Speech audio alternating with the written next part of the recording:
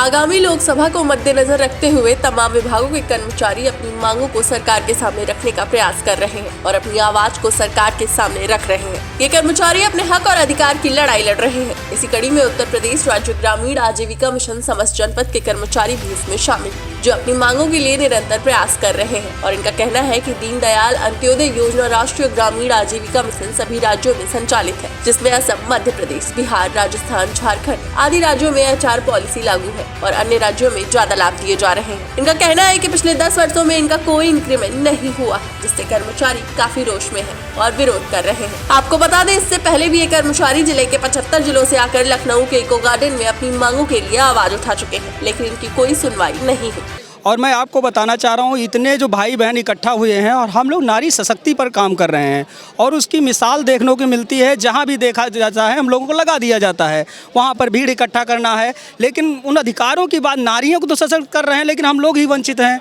तो वंचित व्यक्ति कैसे कर सकता है? लेकिन हम लोग पूरा प्रयास कर रहे हैं, पूरी मेहनत के साथ काम कर रहे हैं। सरकार ने जिस वेतन पर हम लोगों को रखा, आज 10 साल हो गए हैं, जो जितने पे था उतने पर था, एक भी पैसे का इंक्रीमेंट नहीं हुआ। अब आप ही सोचिए, चैनल के माध्यम से मैं उन अधिकारियों से कहना चाह रहा हूं कि तब महंगाई और आज की महंगाई में काफ़ी अंतर है। कितना मानदेय मिलता है? आप लोग कितना मानदेय दिया जाता है? मैम हम लोगों को 25,000 रुपये दिया जाता है और जो भत्ते देने की बात की गई थी कोरोना काल में, वो सारे भत्ते को हम लोगों से काट दिया गया।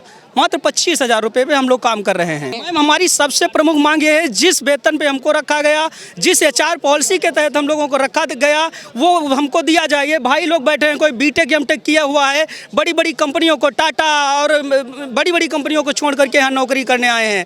उनके साथ के जो साथी काम कर रहे थे आज लाखों रुपये कमा रहे हैं। हम लोग सरकार का जो प्रलोभन था, जो HR पॉलिसी थी, उसके तहत हम लोग यहाँ पर आए हैं, उसी वेतन पर हमको रखा गया है। हम लोग आज ठगा महसूस कर रहे हैं। उल्टा अधिकारी इनकी आवाज को दबाने के लिए इन कर्मचारियों पर दबाव बनाने लगे कि कर्मचारी अपनी जायज मांगों के लिए कर रहे प्रदर्शन को बंद कर दे, अन्यथा इनके खिलाफ कार्रवाई की जाएगी। जिसका एक लेटर भी अधिकारियों द्वारा जारी किया गया, जिसमें ये साफ लिखा था कि यदि कोई कर्मी हड़ताल, कार्य बहिष्कार पर है तो उनकी उपस्थिति का सत्यापन उपायुक्त द्वारा स्वयं किया जाएगा। जो कर्मी हड़ताल, काम बहिष्कार पर है, उनका नाम, पदनाम मिशन मुख्यालय को सूचित करे, जिससे नियमानुसार उनके विरुद्ध कार्रवाई की जा सके। इसमें किसी प्रकार की कोई लापरवाही अक्षम्य है। जिसमें साफ लिखा था कि किसी भी प्रकार की शिथिलता पाए जाने पर संबंधित उपायुक्त सीधे तौर पर दोषी माने जाएंगे और अपनी समस्याओं से मजबूर होकर ये कर्मचारी लगातार अपनी मांगों पर डटे हुए हैं।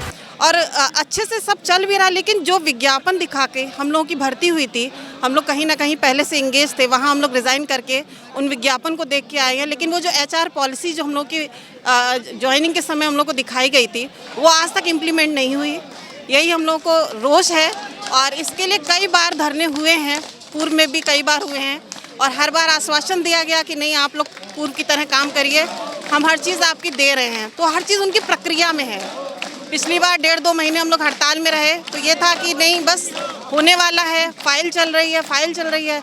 हम मिशन के कामों को दिन रात मन लगा के पूरा कर रहे हैं। हम लोग अपना परिवार नहीं देख रहे, अपना शरीर नहीं देख रहे हैं। आए दिन इनके लोकोस को लेके, CCL को लेके इतना मेंटली प्रेशर झेल रहे हैं, सिर्फ इस उम्मीद से कि एक ना एक दिन HR पॉलिसी का लाभ हमें मिलेगा।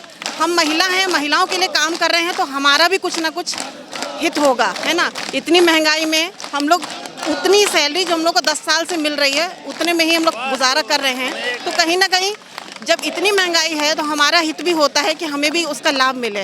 राज्य सरकार की ओर से कुछ ऐसा हुआ है या तो उनकी जानकारी में नहीं है। मैं तो यही कहना चाहूँगी कि उनकी जानकारी में नहीं है, क्योंकि अगर वो पूरी जनता के लिए इतना कुछ कर रहे हैं तो मेरे लिए, हम लोगों के लिए भी करते हैं ना। तो मैं आप सबके माध्यम से राज्य सरकार तक अपनी ये बात पहुँचाना चाहती हूँ कि हम लोगों को भी आप देखिए, हम लोग जिस पीड़ा से गुजर रहे हैं उसको आप महसूस करिए। हम लोग पूरे दिलो जान से अपने काम पे वापस आना चाहते हैं, लेकिन जब वापस आएँ तो अपनी जो छूटी हुई चीज़ें हैं, जो हमारे हक हैं, जो हम लोगों ने मांगे नहीं है, हम लोगों को मतलब बताया गया था कि आप इसके साथ में आएंगे, वो हमारे जो अधूरे चीज़ें हैं वो पूरी कर दें और हम लोग जल्द से जल्द वापस आएँ। और इसी क्रम में कल 27 दिसंबर दिन बुधवार लखनऊ के इको गार्डन में ये कर्मचारी एकजुट होंगे और अपनी आवाज़ बुलंद करेंगे। ज़्यादा जानकारी के लिए जुड़े रहे हमारे साथ और देखते रहे अटल जी।